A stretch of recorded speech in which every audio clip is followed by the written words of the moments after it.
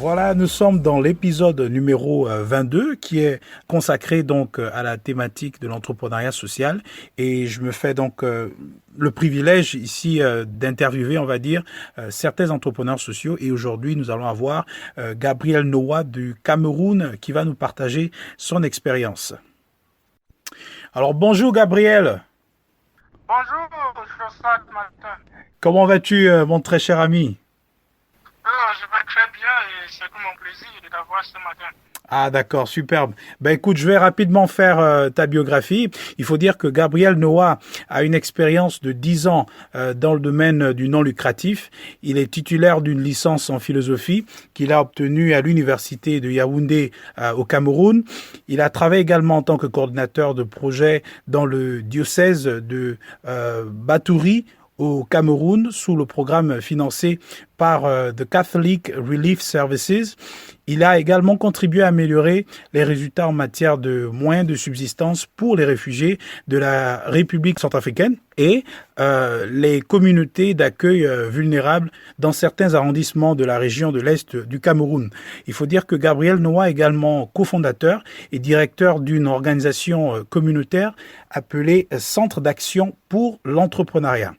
Il faut dire qu'il est également membre du, on va dire, anciens élèves du programme IVLP du département d'État américain pour le compte de l'année 2017. C'est bien cela, Gabriel?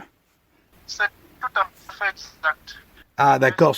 Superbe. Et au passage, il faut dire que actuellement tu es dans une zone rurale, on va dire, dans le cadre de tes activités, c'est ça? Tout à fait. Je suis dans la région de la Damawa au Cameroun. Mhm. Je suis venu accompagner une ONG humanitaire dans la mise en route de ces Mhm. activités en lien avec l'entrepreneuriat, avec ce que nous pouvons appeler ici les activités génératrices de revenus ou la relance économique. Donc, actuellement, je me trouve dans la région de la Damawa. C'est une région un peu Mhm. enclavée, donc je suis Ah, carrément d'accord. en milieu rural. Ah d'accord, c'est ce qui explique d'ailleurs un peu les petits problèmes de connexion Internet qui nous embêtent un peu, mais bon, on parvient quand même à communiquer, c'est ça le plus important. C'est ça, c'est ça. Et puis, conscient de ce que nous sommes sur le monde est maintenant un village planétaire. Et c'est ça également qui nous interpelle, à savoir que nous avons davantage à œuvrer pour garantir l'accès à la connectivité, bref, à toutes ces facilités aux Mhm. populations en milieu rural. C'est aussi l'une des Ouais. motivations qui m'anime quand je décide souvent de faire le milieu rural. Alors justement, je peux constater que tu es très engagé pour la cause du développement communautaire, non seulement au Cameroun, mais aussi, on va dire, pour l'Afrique, parce que je crois que au travers de nos échanges, j'ai pu déceler justement ce panafricanisme-là que tu as. Alors, dis-moi un peu, très concrètement, Gabriel, comment est-ce que ça a commencé, cet amour pour le développement communautaire? Je dirais que j'ai commencé en 2013 dans Mhm. le domaine du développement communautaire où, étant étudiant finissant, Mhm. j'avais déjà des initiatives sur pied. Mhm. Ce qui fait que je me suis retrouvé dans la région de l'Est au Cameroun où je suis arrivé en tant que coordinateur des programmes d'une ONG internationale qui met sur pied des projets dans le domaine de l'économie sociale et familiale, de l'aide pour l'auto-aide, c'est-à-dire concrètement mon projet consistait à sensibiliser les communautés et attirer leur attention sur la nécessité de se mettre ensemble pour réaliser des projets à l'échelle communautaire. D'accord. Voilà comment je me retrouve en train de coordonner plusieurs programmes parce que Mhm. le CODAS Caritas, qui est une ONG du diocèse de Badouri, finit par me solliciter au Mhm. vu de mes prestations et qui également me confie donc plusieurs responsabilités. Et là, nous sommes Que ça, particulièrement en quelle année? ça c'est fin 2013 parce que je suis arrivé D'accord. en début d'année 2013 Mhm. avec l'ONG internationale allemande D'accord. Colping. Et puis, vers la fin d'année, le CODAS Caritas, qui est Mhm. une ONG du diocèse de Bakouri, a commencé à me solliciter. Et voilà comment, de 2013 à 2015, je Mhm. vais occuper donc le poste de coordinateur adjoint, Mhm. d'abord, du centre d'écoute pour la Mhm. lutte contre la violence faite aux femmes. D'accord, mais ça c'est très intéressant, Gabriel, parce que en fait, tu as une formation, tu as une licence en philosophie et tu te retrouves dans le développement communautaire. Mais comment est-ce que ça se passe? Je pense que c'est la passion. C'est bien vrai D'accord. qu'en philosophie, j'ai une licence en option épistémologie des sciences Mhm. qui me permet d'étudier et d'évoluer sur l'analyse critique des sciences et de la technologie et l'impact dans la communauté. Mais au-delà de ces aspects purement académiques, je dirais Mhm. que c'est une passion. D'accord. Aujourd'hui, je dirais qu'à l'heure actuelle, les programmes que je coordonne sont des programmes initialement qui devraient être tenus par des scientifiques, c'est-à-dire Mhm. j'ai des agronomes sous ma responsabilité, j'ai Wow. des ingénieurs, j'ai pu me former, me forger une personnalité aussi, une Mhm. vision d'ensemble. Ce qui se confirme de jour en jour et ça donne vraiment de comprendre que c'est possible de faire des études dans un certain secteur et finalement développer une passion pour un autre secteur et où on arrive à faire des choses qui dépassent, on va dire, nos limites intellectuelles et les préjugés, on va dire, du commun mortel. C'est tout à fait cela.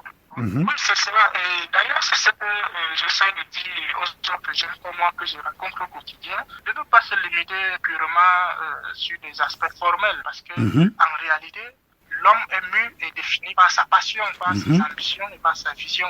C'est d'abord, d'ailleurs, cela l'essentiel. Et puis, quand on se fait une vision, alors on va se doter des moyens et des outils pour atteindre ses objectifs. Mhm. Donc, c'est d'ailleurs le message que je passe aux autres jeunes, de Mhm. ne pas se sentir limité, parce que le monde est une éternité de possibilités. Tout à fait, tout à Je fait. dirais que dans ce domaine-là, j'ai pu me donner vraiment de l'énergie, du temps et puis beaucoup de concentration. Et aujourd'hui, je crois que les résultats sont parlants. Je comprends donc pourquoi finalement en 2017 tu as été nommé par le département d'État américain pour représenter le Cameroun, donc 4 États aux États-Unis, si je comprends bien. Tout à fait, c'est cela. Il y a un élément que je pourrais partager avec toi, Vas-y. James, c'est qu'en 2014, Mhm. pendant que je travaille avec le diocèse, je Mhm. note que les ONG locales sont limitées par des financements extérieurs. Les Mhm. grands bailleurs de fonds, le gouvernement américain, l'Union européenne, Mhm. les ONG internationales. Et dans la région de l'Est où je me trouvais, nous avions une arrivée massive de nos frères et sœurs réfugiés de la République D'accord. centrafricaine, Mhm. vu le contexte socio-politique et sécuritaire qui Mhm. régnait dans ce pays à cette époque-là. Mhm. Et puis, je suis allé vers ma hiérarchie tout naturellement un beau matin. Je Mhm. leur ai dit, pourquoi nous devons attendre que les financements viennent de très loin pour que nous Mhm. puissions aider notre communauté, nous puissions prendre en charge nous-mêmes. Et voilà donc comment spontanément j'ai l'idée et j'appelle mes amis. Mhm. Je crée donc une association dénommée Centre d'action pour l'entrepreneuriat. D'accord. En réalité, la vision que j'ai pour cette association, Mhm. c'est d'amener les leaders, d'abord les dirigeants, à comprendre que nous avons des ressources locales que nous pouvons valoriser. Mhm. Et immédiatement, j'ai commencé la mise sur pied des micro-projets dans la communauté. Mhm. Par exemple, les samedis d'hygiène, nous avons, avec la mairie de la ville, obtenu l'autorisation. Nous avons instauré les matinées d'hygiène qui ont Wow. fait qu'on Très nettoie original, toute ça. la ville. C'était une petite ville. Mhm. Mais lorsque nous nettoyons cette ville-là, les déchets servent à transformer en engrais organique que Mhm. nous distribuons aux petits producteurs agricoles pour Mhm. améliorer leur capacité productive. Et Wow. voilà comment donc un ensemble de projets s'est mis sur pied dans la ville. C'est Mhm. une petite localité. Et bon, finalement, l'association a commencé à faire écho dans la communauté. Et pendant que je mène ces programmes-là, je collabore avec l'organisme américain du Corps de la paix, Mhm. ISCOP, qui décide de signer un partenariat avec le Centre d'action pour l'entrepreneuriat. Mhm. Et finalement, nous mettons en œuvre des programmes qui ont attiré l'attention donc de l'ambassade des États-Unis, D'accord.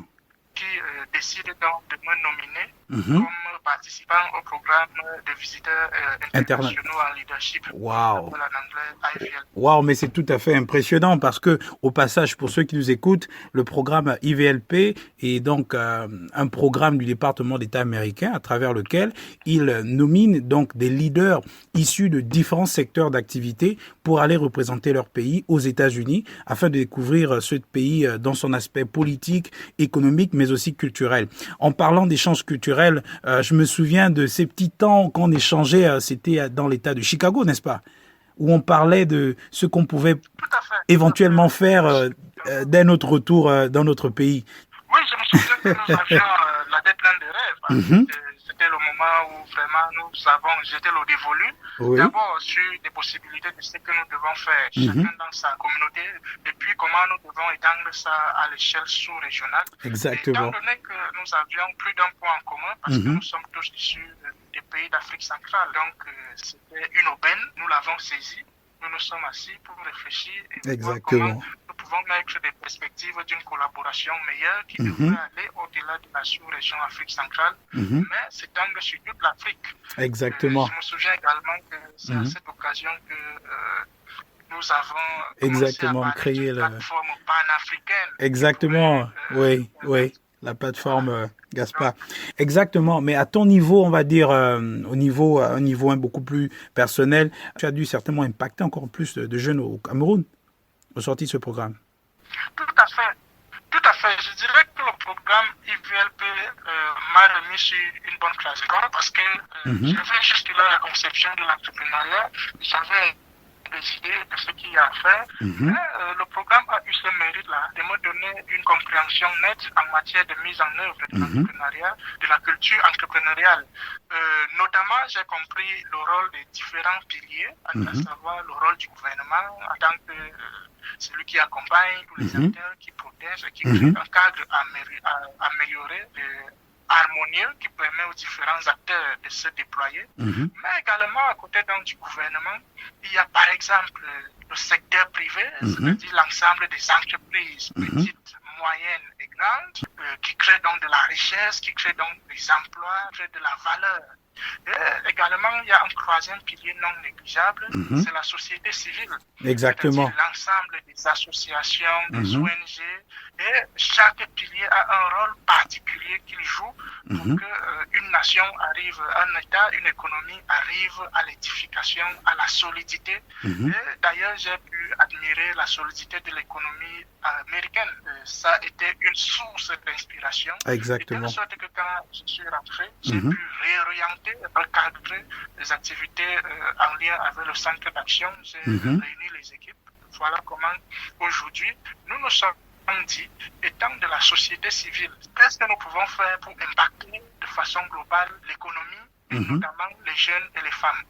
Voilà donc comment, de façon stratégique, nous avons pu nous positionner ici au niveau du Cameroun. Et on va dire qu'aujourd'hui, tu encadres en fait beaucoup de jeunes, beaucoup d'associations aussi, on va dire.